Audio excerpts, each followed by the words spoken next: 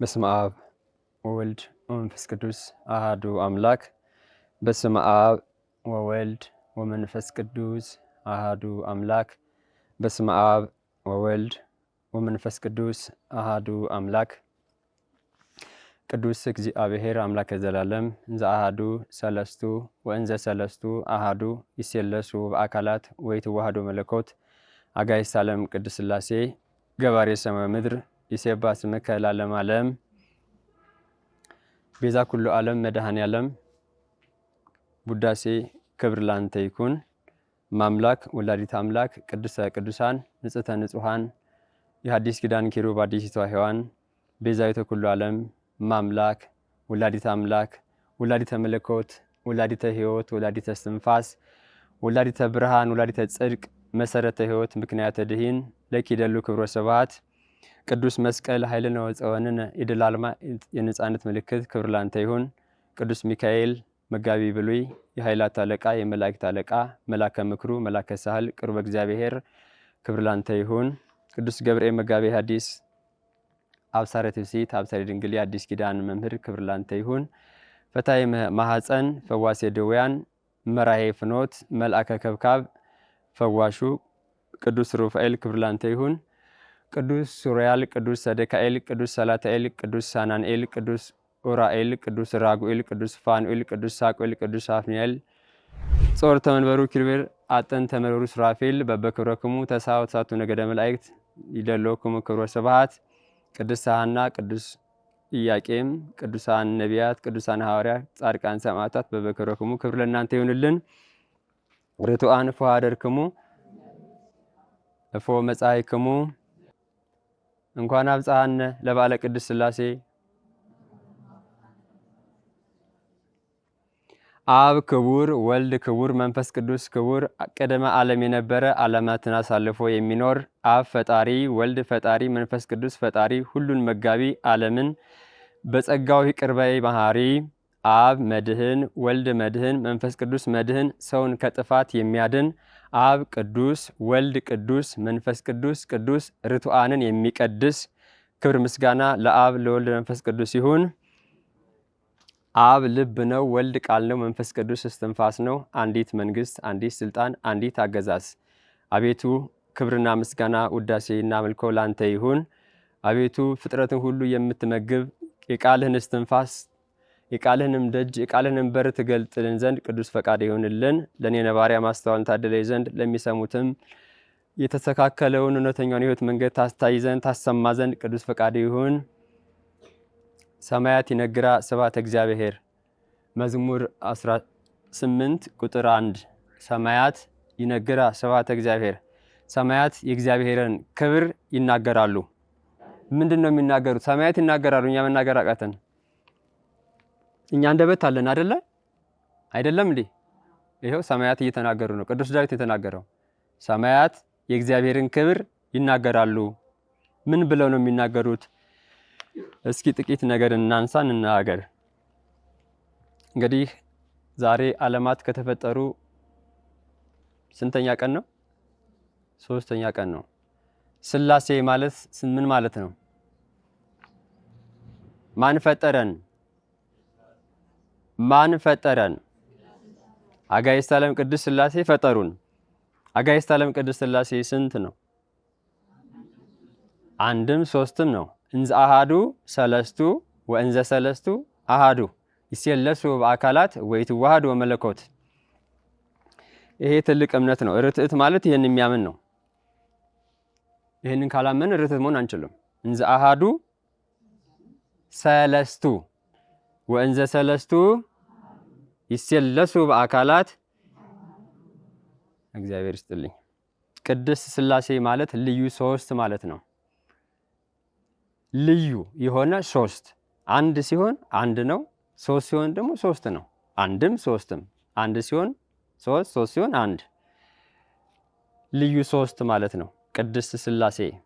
ቅዱስ እግዚአብሔር ደግሞ ማለት ልዩ አንድ ማለት ነው።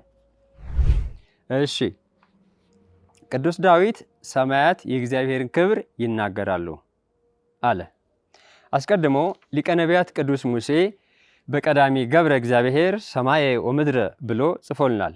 ኦሪት ዘፍጥረት ምዕራፍ 1 ቁጥር 1 ላይ በቀዳሚ ገብረ እግዚአብሔር ሰማየ ወምድረ፣ በቅድሚያ እግዚአብሔር ሰማይና ምድርን ፈጠረ ከሁሉ አስቀድሞ።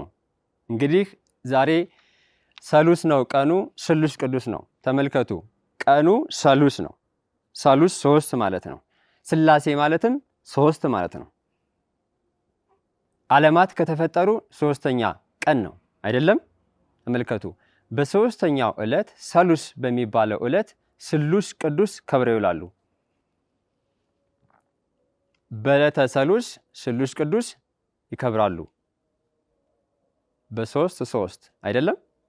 አያችሁት ሚስጥሩን? እንደዚህ ነው የኛ ፈጣሪ። እንግዲህ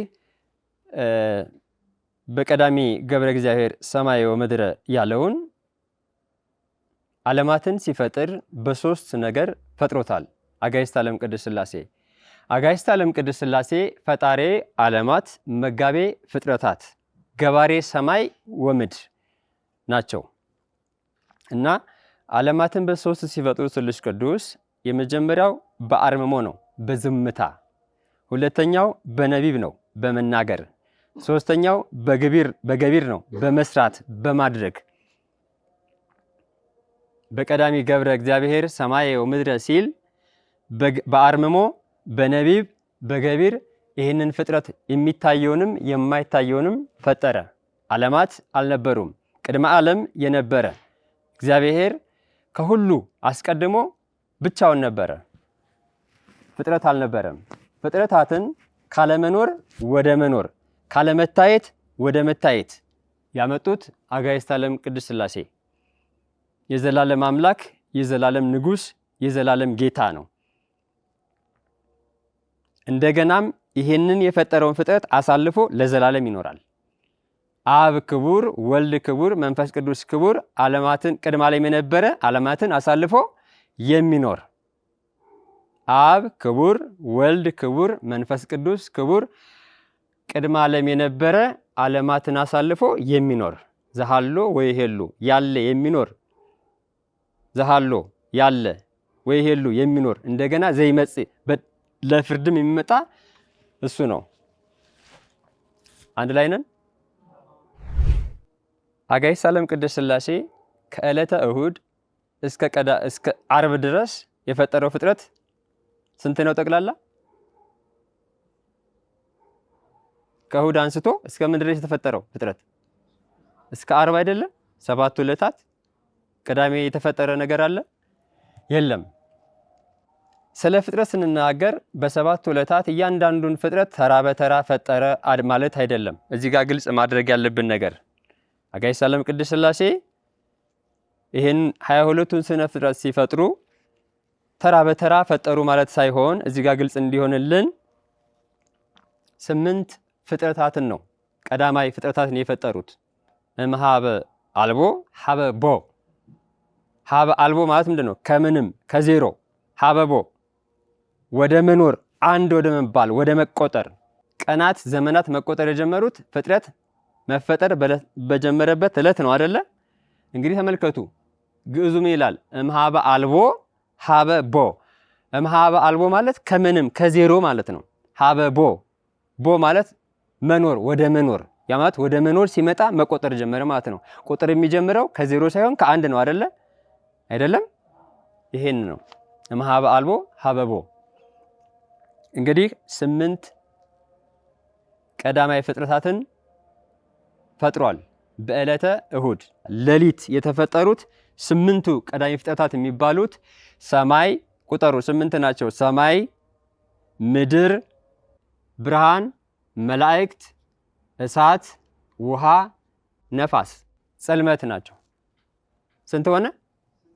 8። እነዚህን ሌሊት ለእሁድ አጥቢያ አጋዕዝተ ዓለም ቅድስት ሥላሴ እነዚህን ቀዳማይ ፍጥረታት ፈጠሩ። ሌላው ፍጥረት ሁሉ ከነዚህ ነው የተገኘው እንጂ ሌላው ተራ በተራ የተገኘ አይደለም። ለምሳሌ ዛሬ የተፈጠረው በዕለተ ሰሉስ ምንድን ነው? እጽዋት፣ አዝዕርት። በገዳም ውስጥ በገነት ውስጥ የሚኖሩ ንጹሐን የሆኑ እጽዋት አሉ። ወይም እኛ በመናቀው አዝዕርት የሚበላው ፍራፍሬ እህሉ፣ ብርቱካኑ፣ ጎመኑ፣ ዛፉ፣ ሳሩ የምናየው አትክልት የአረንጓዴው ሁሉ በዛሬው ዕለት የተፈጠረው።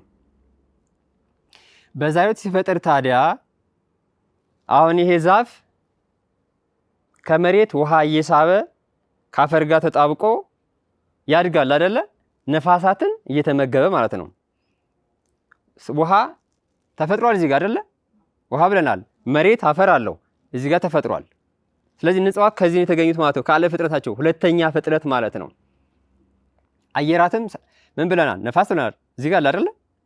ነፋስ እየተመገበ ያድጋል። ስለዚህ እያንዳንዱ ፍጥረት ሌላው ይቅርና እኛ በስንተኛው ቀን የተፈጠርነው? በዕለተ ዓርብ ነው አይደለ? በዕለተ ዓርብ የተፈጠርነው። አሁን ከነዚህ ከ8ቱ ፍጥረታት 7ቱን በአርምሞ ነው የፈጠራቸው ስሉስ ቅዱስ።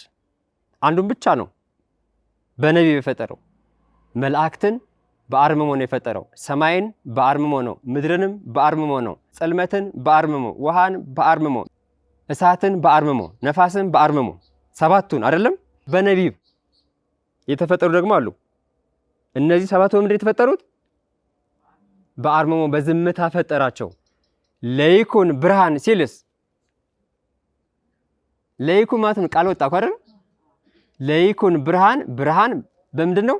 በቃል በንግግር ነው፣ በነቢብ ተፈጠረ። 7ቱን በዝምታ አንዱን በቃሉ ፈጠረ። 8 ሌላው 22ቱ ፍጥረታት ሁሉ ከዚህ ውስጥ ነው የሚወጡት። ለምሳሌ እኛ በዕለተ ዓርብ አዳምን መሬት አፈር አዘናደው አይደለ? ንዑ ንግበር ሰባ በአርአያነ ወበአምሳሊነ፣ ኑ ሰውን በመልካችን እንደ አርአያችን እንፍጠር ብሎ በገቢር ነው በማድረግ የፈጠረው። ከምንድን ነው የፈጠረው? ከመሬት አፈር። ከመሬት አፈር አንስቶ ጠፈጠፈን አይደለም? አይደለም? ጥፍጥፍ አፈር እኮ ነን። የእሱ እስትንፋስ ስላለብን ነው። የስሉስ ቅዱስ ሕያው እስትንፋስ ስላለብን ነው ቆመን የምንኖረው። ስለዚህ ሰውን የፈጠረው በገቢር ነው፣ በማድረግ ሚስጥሩ ይሄ ነው። እያንዳንዱን ለማወቅ 8ቱን እዚህ ጋር ተነጋገርን። 8ቱን ደግሞ በምን ፈጠራቸው?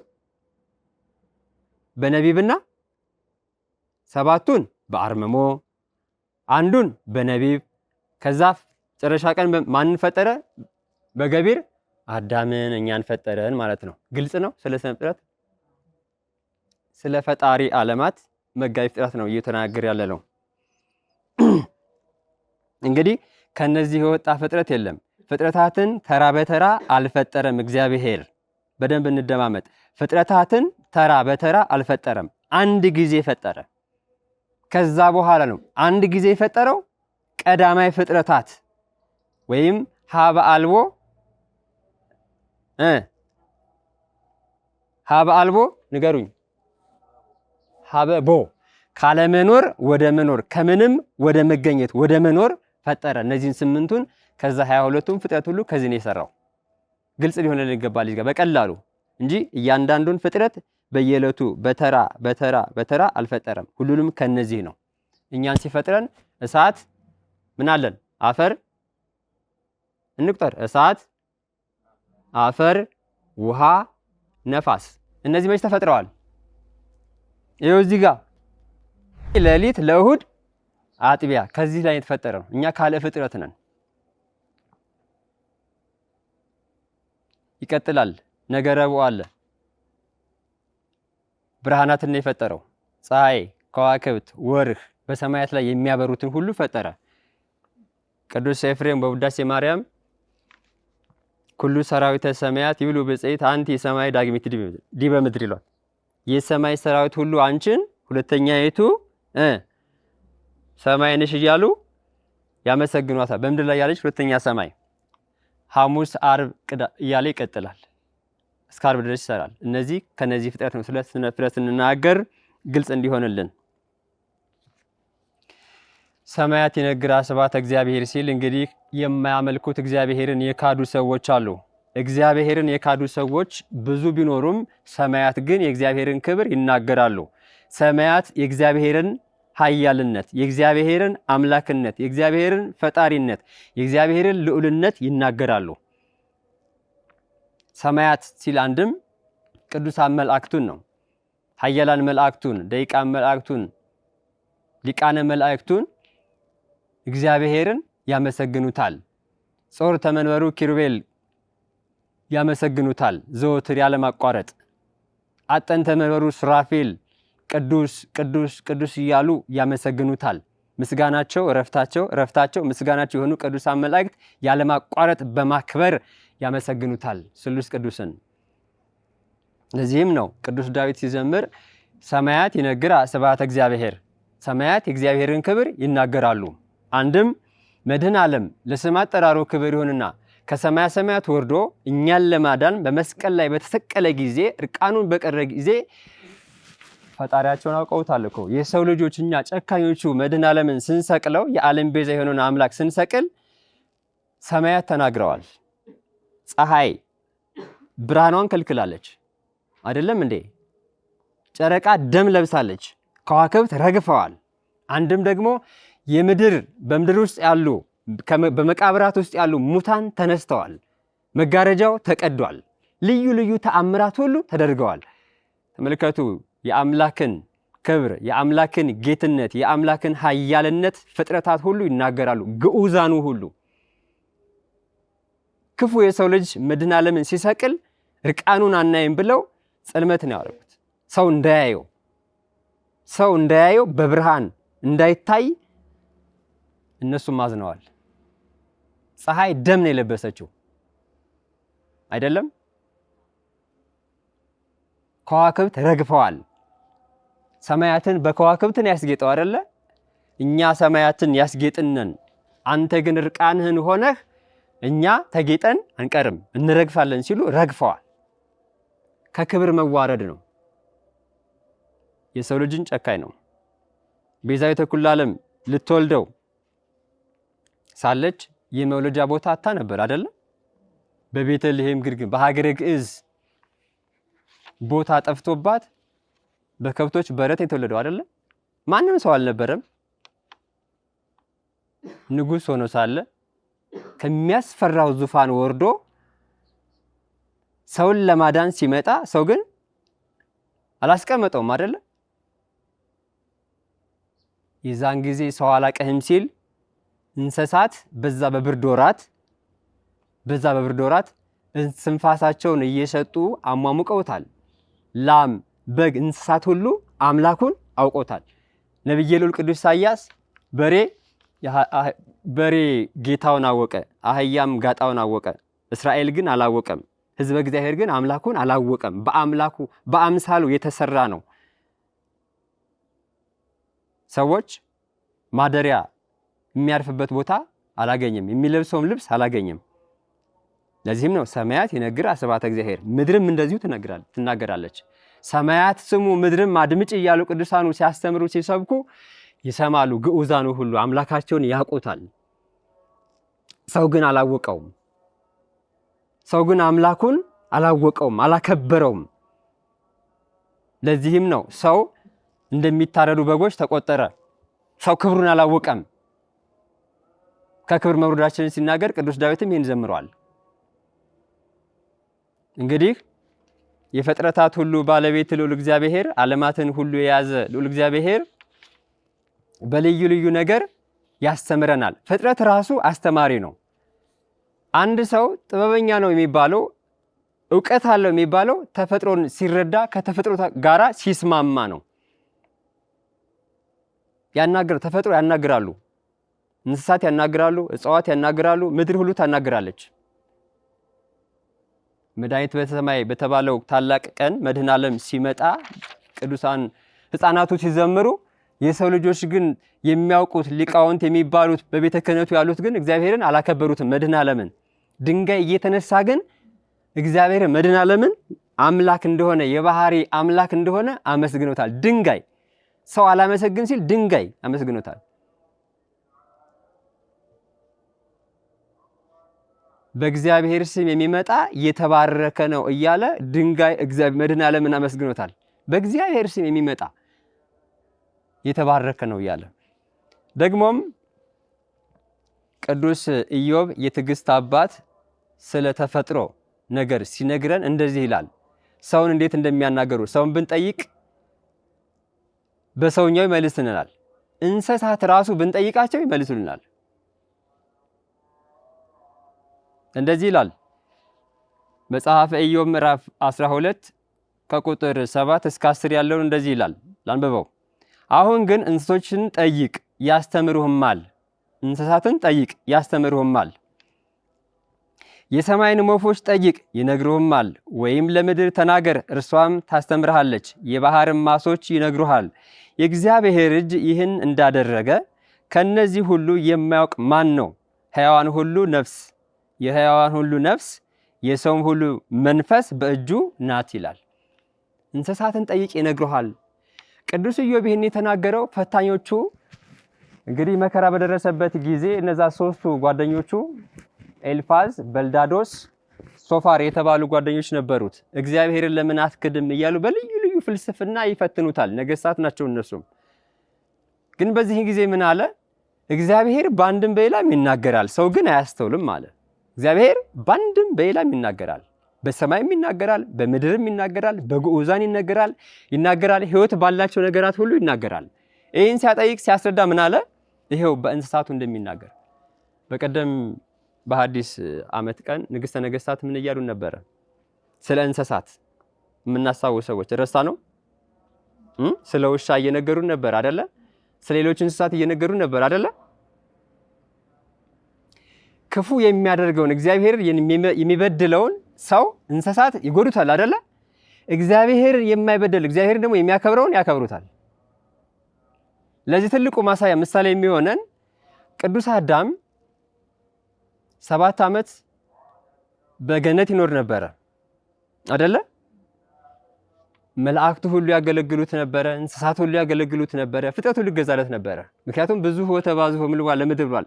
ብዙ ተባዙ ምድርን ሙሏት ብሎ ከዛ ምድርንም ግዟት ነው ያለው። ንጉስ አድርጎታል።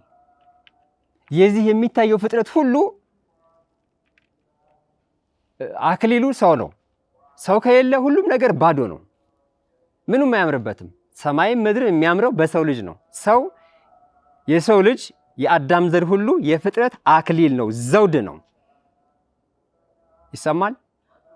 የሰው ልጅ ከሌለ ምንም ነገር ባዶ ነው። ወርቅ ብትሉት፣ ገንዘብ ብትሉት፣ በዚህ ምድር ላይ የምታውቁት ነገር ሁሉ ምንም ነው። ለምድር ክብሯ የሰው ልጅ ነው። ምድር በራሱ ማለት የአዳም ዘር ማለት ነው። ለወርቁ የሰው ልጅ ከሌለ ምድር ዋጋ የላትም። ምድርን የመሰረተው እግዚአብሔር ለሰው ልጅ ነው። እንዲህ ይላል ቅዱስ ዳዊት። ልበ አምላክ ቅዱስ ዳዊት እንደዚህ ይላል፣ ሳህሉ ለእግዚአብሔር መላ ምድረ። አንድ ላይ እንሆን። ሳህሉ ለእግዚአብሔር መላ ምድረ። የእግዚአብሔር ይቅርታ ምድርን ሞላ። ምን ማለት ነው? እንግዲህ አጋዕዝተ ዓለም ቅድስት ሥላሴ ፍጥረታትን መፍጠሩ በራሱ ምሕረቱ ነው፣ ይቅርታው ነው፣ ፍቅሩ ነው፣ ቸርነቱ ነው፣ መግቦቱ ነው። አሁን በዛሬው ዕለት አዝዕርትን የሚበሉትን ነገራት ሁሉ ነው የፈጠረው አይደለ? ለሰው ልጅ እንዲበላ። አዳም በበደለ ጊዜ ግን ፍጥረታት ሁሉ አልታዘዙለትም። መልአኩ መጥቶ ነው እንደገና ያዘዘለት። ለምን? እግዚአብሔርን ስለበደለ እንስሳቱ ራሱ አልታዘዙለትም። ለዚህ ነው እንስሳትን ጠይቅ ይነግሩህማል፣ የምድር አዋፎችን፣ በባህር ውስጥ የሚኖሩ አሳትን ሁሉ ጠይቃቸው ምድርም ትናገራለች የሚለው ቅዱስ ኢዮብ። ጠይቅ፣ ከእግዚአብሔር ጋር ከሆነ ያናገሩታል። ቅዱስ አዳም በበደለ ጊዜ እንስሳቱ ሁሉ አምፀውበት ነበረ።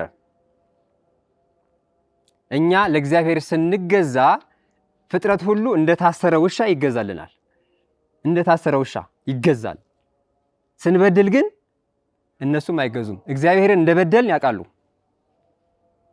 መድኃኔ ዓለም በዚህ ምድር ላይ በሚያስተምርበት ጊዜ በታምረ መድኅን ላይ ነው ታሪኩ ያለው። አንድ በሬ ባለቤቶቹ ሊያርዱት ቢላ እየሳሉ ሲያይ ነቃና አያቸው በሬው እና መድኃኔዓለም በዚህ ምድር ላይ ሲያስተምር ያውቅ ነበረ። በሬው የተመዘገበው ነው ነገር የምነግራችሁ ታምረ መድኅን ላይ በሬው ሊያርዱት ባሉ ጊዜ ተነሳና እየሮጠ ሄዶ መድኃኔዓለም ጋር ሰገደለት። አምላኬ መድኃኒቴ ሆይ ጌታዬ ሊያርዱኝ አድነኝ ብሎ ሰገደለት። ማ በሬው። በሬ ጋጣውን አወቀ፣ አህያም ጌታውን አወቀ፣ እስራኤል ግን አላወቀም ያለው ኢሳይያስ ስለዚህ ነው። ከዛ ጌታዬ አምላኬ ነው ያለው ሄዶ አድነኝ ሲለው መድኃኔዓለም ምን ብሎ መለሰለት? እነሆ እኔ በዳግም ምጽአት ለፍርድ እስከመመጣ ጊዜ ድረስ ማንም አይነካህም፣ በዛ ተራራ ላይ ሄደህ ኑር ብሎ አዞታል ብሎ ይላል ጻፉ። እንግዲህ እሱ ባወቀ ያ በሬ እስካሁን ድረስ አለ ብለን እናምናለን። ቃሉ ይሄን ነው የሚናገረው። ሊያርዱት ሲሉ ቢላ ሲስሉ አይቶ እየበረረ መድኃኔዓለም በዚህ ምድር ላይ እንደሚያስተምር ተረድቶ አምላኩ ጋር ሄዶ ሰግዶ ጌታዬ አምላኬ አድነኝ አለው። አምላክ እንደሆነ ጌታ እንደሆነ የጌቶች ጌታ የነገስታት ንጉስ እንደሆነ አመነ። ማ በሬው። ሰው ግን አላወቀም። ለዚህም ነው ኢዮብ የተናገረው። ለዚህ ነው ይሄው ኢዮብ ተናግሮ አስቀድመው ቅዱስ ኢዮብ ተናግሮታል። በሐዲስ ኪዳንም ባለቤቱ መቶ ሲያስተምር ተግባራዊ ሆኗል ማለት ነው። ታምረ መድኅን ላይ ስታነቡ ታገኙታላችሁ። ግልጽ ነው። ሳህሉ እግዚአብሔር መላ ምድር፣ የእግዚአብሔር ምህረት የእግዚአብሔር ይቅርታ ምድርን ሞላ። ምንድነው? ሰማይና ምድርን መፍጠሩን ሁሉም ማስተናዳቱ የእግዚአብሔር ቸርነቱ ነው፣ ፍቅሩ ነው ማለት ነው። ቅዱስ ዳዊት ሲዘምር ነው። ሌላው ወበቃል እግዚአብሔር ጸና ሰማያት፣ በእግዚአብሔር ቃል ሰማያት ጸና። በእግዚአብሔር ቃል፣ በእግዚአብሔር ቃል ሲል በእግዚአብሔር ወልድ ነው። በቃል አብ ልብ ነው፣ ወልድ ቃል ነው፣ መንፈስ ቅዱስ እስትንፋስ ነው። አሁን እዚህ ጋር ሳህሉ እግዚአብሔር መላ ምድረ እግዚአብሔር አብን ነው። ወበቃል እግዚአብሔር ጸና ሰማያት፣ በእግዚአብሔር ቃል ማለት ቃል እግዚአብሔር ማለት እግዚአብሔር ወልድ ማለት ነው። ወልድ ቃል ስለሆነ ይህንን ዓለም ፈጠረበት። ግልጽ ነው። ለይኩን ባለው ለይኩን ብርሃን ሲል ለይኩን ቃል ነው አይደለ? ቃል ደግሞ ንባብ ነው፣ ንግግር ነው። ስለዚህ ሰማያት ለይኩን ብርሃን ያለው ብርሃን ዘበአማን መድኃኔዓለም በሱ ምክንያት የተፈጠረው ለይኩን ብርሃን መድኃኔዓለም ቤዛ ኩሉ ዓለም የዓለም ብርሃን ነው። ከብርሃንም ሁሉ ብርሃን የሆነ አምላክ ነው። የማይጠፋ ብርሃን፣ የዘላለም ብርሃን፣ የህይወት ብርሃን። ሌላው ወእምስትንፋስ አፍሁ ኩሉ ኃይሎሙ ሲል ደግሞ እስትንፋስ አብ ልብ ነው፣ ወልድ ቃል ነው። መንፈስ ቅዱስ ምንድን ነው? እስትንፋስ። ይኸው አብ ወልድ መንፈስ ቅዱስ። ልበ አምላክ ቅዱስ ዳዊት በመዝሙር ይኸው ዘምሮታል። መዝሙር 32 ከቁጥር 5 እስከ 7 ያለው ነው የምናየው። ቅዱስ ዳዊት ዘምረው ነው። ከዛሬው ጋራ ከዚህ ከስነ ፍጥረት ጋራ የሚሄድ ነው። ዓለማትን መፍጠሩ ፍጥረታት ሁሉ በልዩ ልዩ መልክ መፍጠሩ ለዚህ ነው። ፍጥረትን ሲፈጥር ለአንክሮ ለተዘክሮ ነው። ለአንክሮ ማለት ነው። አንክሮ ማለት ነው። ንገሩኝ ዲያቆን ንገሩኝ። ለአንክሮ ሲሉ ማለት ነው። ለአንክሮ ማለት ለማመስገን ነው። ለተዘክሮ ደግሞ ለምንድን ነው? ተዘከረን ምን ማለት ነው? አስበን ለማሰብ ነው። እንደተፈጠረ ይሄንን ማፈጠረው እያንዳንዱን እጽዋት ማፈጠረው በልዩ ልዩ መልክ የፈጠረው ስሉስ ቅዱስ ነው። ስለዚህ ይሄንን የፈጠረው አምላክ ፈጣሪ አለው። ይሄ አምላክ አለው። ለአንክሮ ለተዘክሮ ከሰውና ከመላእክት በቀር የተፈጠረው ፍጥረት ሁሉ ለአንክሮና ለተዘክሮ ነው። እንድንማርበት፣ እንድናውቅበት፣ እንድንረዳበት አንድም ለምግብ፣ ለመጠጥ፣ ለመድኃኒት። ሰውና መላእክት ለምን ተፈጠሩ? ለምስጋና፣ ክብሩን ለመቀደስ፣ መንግስቱን ለመውረስ ሰውና መላእክት የተፈጠሩት። እያንዳንዱ ስነ ፍጥረት በራሱ ያስተምራል። እያንዳንዱ ስነ ፍጥረት በራሱ ጥበብ ነው። ስነ ፍጥረት በራሱ ስብከት ነው። ያንን የፈጠረው ለኛ ሲል ነው፣ ለሰው ልጅ ነው። እያንዳንዱ ፍጥረት የተፈጠረው ለሰው ልጅ ነው። ለዛም ነው የሰው ልጅ የፍጥረት ሁሉ አክሊል ያልነው። ከረቂቅ ስልጣኑም የተነሳ እንግዲህ አጋዕዝተ ዓለም ቅድስት ሥላሴ በበዛው ምሕረቱ በፍቅሩ በይቅርታው ፍጥረታትን ሁሉ ፈጠረ። ቅዱሳን መላእክት ያለማቋረጥ ያመሰግኑታል። ቅዱሳን መላእክት ደካማ የሆነውን የአዳም ዘር ሁሉ ደግሞ ይራዱታል፣ ያገለግሉታል። ለምስጋና በሱ ፊት ዘወትር እንደሚቆሙ ወደ እኛም ደግሞ ለአገልግሎት ለእርዳታ ደካማ እንደሆነ ስለሚያውቁ ስለታዘዘልን እኛንም ያገለግሉናል። ስለዚህ ነው አብ ወልድ መንፈስ ቅዱስ በግብር አንድ መሆናቸውን በስራ ማለት ነው ይህን ዓለም ሲፈጥሩ አብ ወልድ መንፈስ ቅዱስ በአንድ በአብ ልብነት በወልድ ቃልነት በመንፈስ ቅዱስ እስትንፋስነት ነው። እንግዲህ ፍጥረት በልዩ ልዩ መልክ ሲፈጠር ምናልን ለአንክሮና ለተዘክሮ ነው። ሌላው ዛሬ የተፈጠረው ፍጥረት አሁን ሰው ለምሳሌ ተመጋቢ ነው አይደለ? እኛ የምንበላ ሆነ እንድንበላ አድርጎ የፈጠረን እግዚአብሔር። ቅዱሳን መላእክት አይመገቡም። ቅዱሳን መላእክት አይመገቡም። እኛ ስለምንመገብ እናረጃለን፣ እንሞታለን። በመጀመሪያ እኮ ቅዱስ አዳም ሲፈጠር በ1000 ዓመት እየታደሰ እንዲያውም በ1000 ወደ ገነት እንዲገባ ነበረ። በዛ በገነት ኖሮ የማያስረጀውን ሞት የማያመጣውን ሕይወትን የሚሰጠውን ምግብ እየተመገበ ነበር የሚኖረው። ሲያጠፋ ግን ወደ ምድር ሲሰደድ ግን ሞትን ትሞታለህ ተብሎ ተረግሞ ነበር እኮ አይደለ እንዴ? ርግማኑ ተነስቶ ነው እንጂ በወላዲተ አምላክ ምክንያት። እንግዲህ ምግብ ያስረጃል ማለት ነው። በመጀመሪያ ግን ስንፈጠር እንደዚህ እንድንሆን አልነበረም። እንደ መላእክት ሆነን እንድንኖር ነበረ። ያን የተፈቀደለትን ምግብ አዳም እየበላ ቢኖር ኖሮ በ1000 ዓመት እየታደሰ ይኖር ነበረ። መሞትን ዝገትን አያመጣም ነበረ። ስላጠፋ ግን ሞተ። ልበ አምላክ ቅዱስ ሄኖክ ግን ለአምላኩ ስለታዘዘ አካሄዱም ከእግዚአብሔር ጋር ስለሆነ ግን አልሞተን። ሞትን ምን አደረገው? ምን አደረገው? ሞትን አመለጠው እኮ፣ ሸወደው። ሄኖክ ማለት ታዳሽ ማለት ነው። አዳም በመመገቡ ምክንያት በመብል ምክንያት ሞትን ቢያመጣም ልበ አምላክ ቅዱስ ሄኖክ ግን ጠቢቡ ሄኖክ ግን ሞትን አላየም። እየታደሰ ይኖራል እንጂ በዚህ ምድር ላይ ኖረ። በገነት አንጻር በደብረ ቅዱስ ለ6 ዓመታት እየተማጸነ ከኖረ በኋላ ቅዱስ ሄኖክ መጥቶ ቅዱስ መልአክ ወሰደው። ሄኖክ አካሄዱን ከእግዚአብሔር ጋር ስላደረገ አልተገኘም። እርሱ ራሱ እግዚአብሔር ወስዶታል ነው የሚለው ቃል በቃል ኦሪት ዘፍጥረት ምዕራፍ 5 ቁጥር 24 ላይ። አካሄዱ ከማን ጋር ነው? ቅዱስ ሄኖክ ከእግዚአብሔር ጋር ስለሆነ አልሞተም። እንግዲህ ተመልከቱ፣ የአዳም 7ኛ ትውልድ ነው። እስካሁን ድረስ አልሞተም። ምን ያክል ዘመን እንደኖረ፣ ምን ያክል 1000 ዓመታት እንደኖረ ማሰብ ነው። አዳም ግን 1000 ዓመት እንኳን አልኖረም። በመመገባችን ምክንያት ሆዳችን እኮ ከሲኦል ይሰፋል እኮ።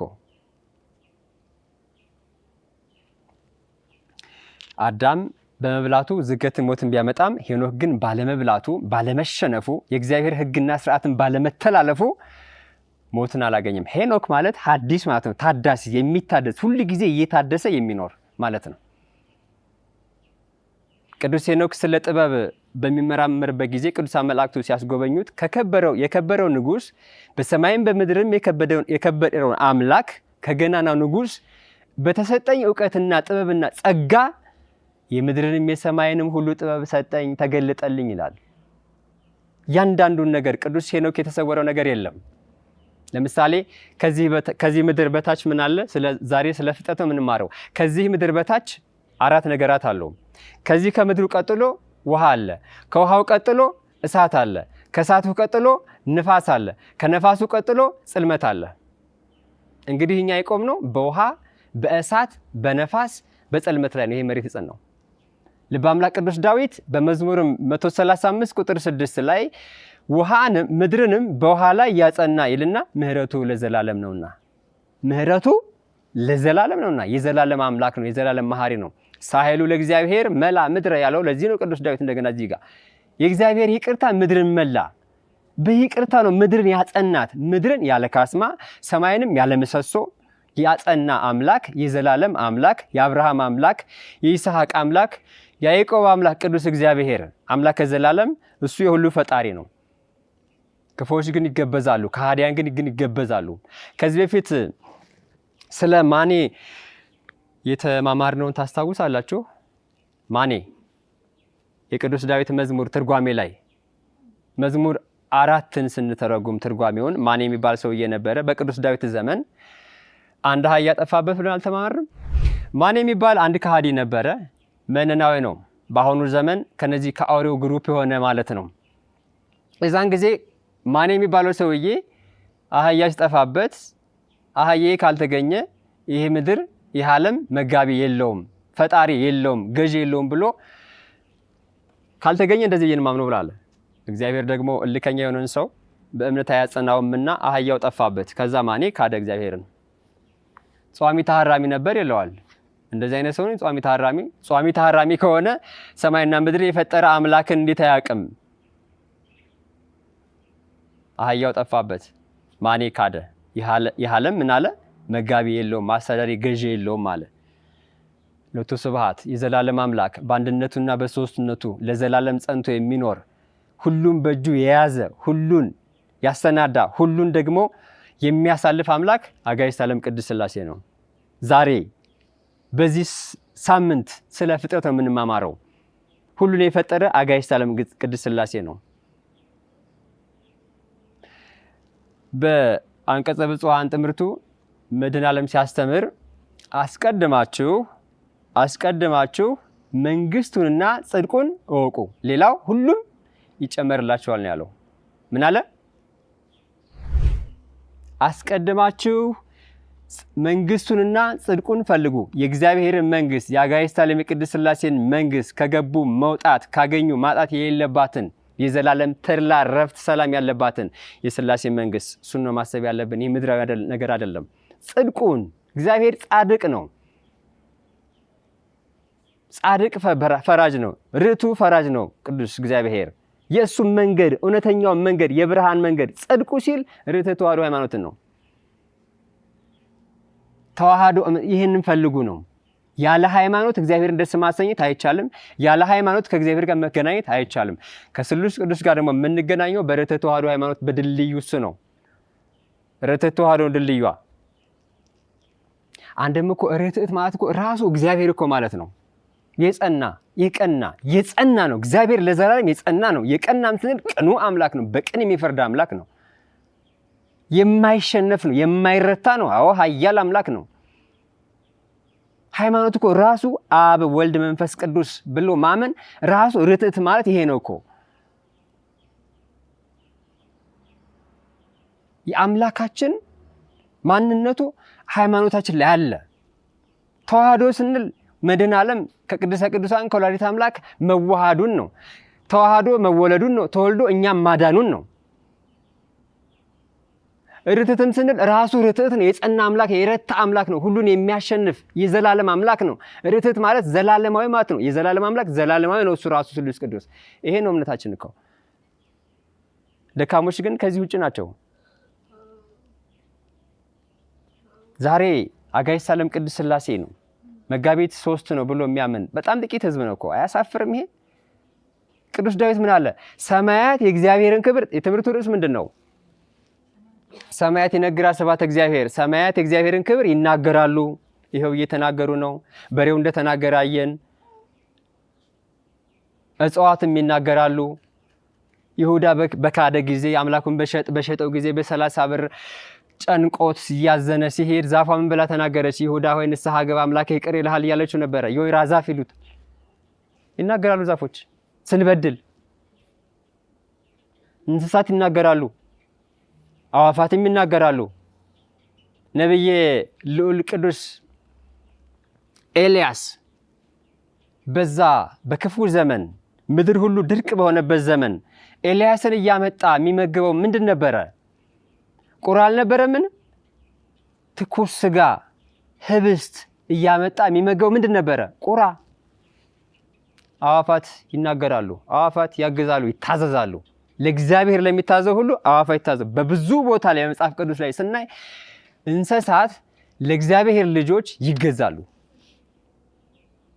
ክፉ የሆነ ህዝብ ይገዛል። እኛ ለእግዚአብሔር የምንገዛ ከሆነ ክፉ የሆነ ህዝብ ሁሉ ይገዛል። ልበ አምላክ ቅዱስ ዳዊት የማላውቀው ህዝብ ሁሉ ተገዛልኝ ነው የሚለው።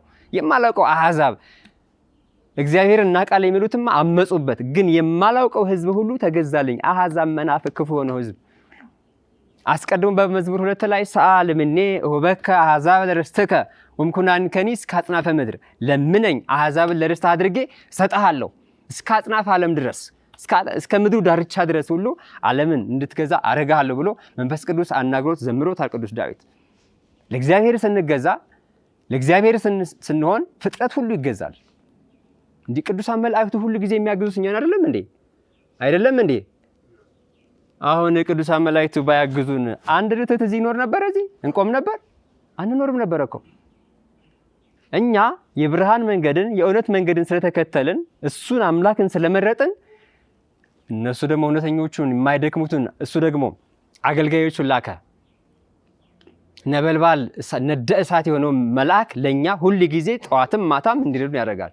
ለእግዚአብሔር ስለሆንን ነው።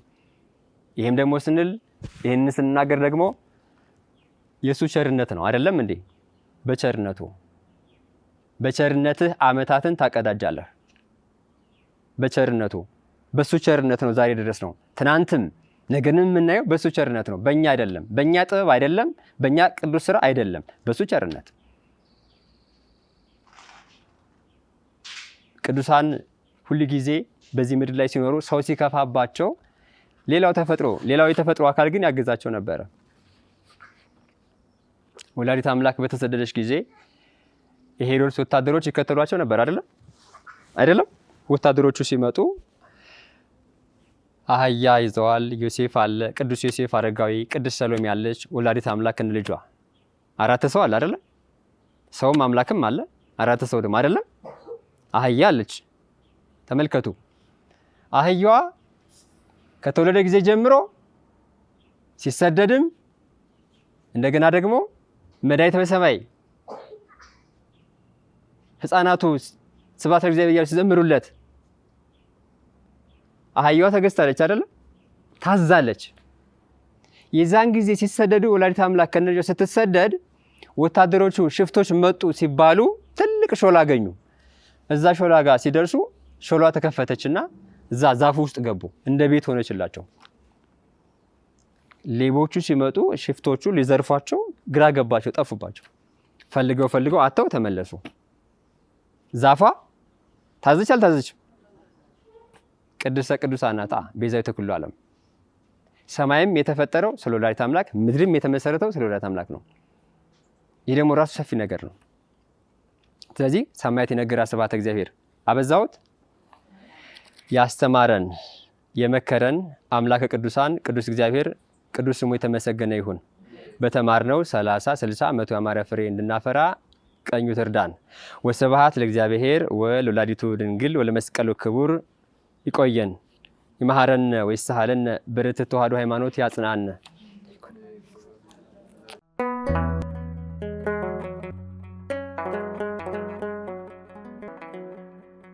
ዘኢትዮጵያ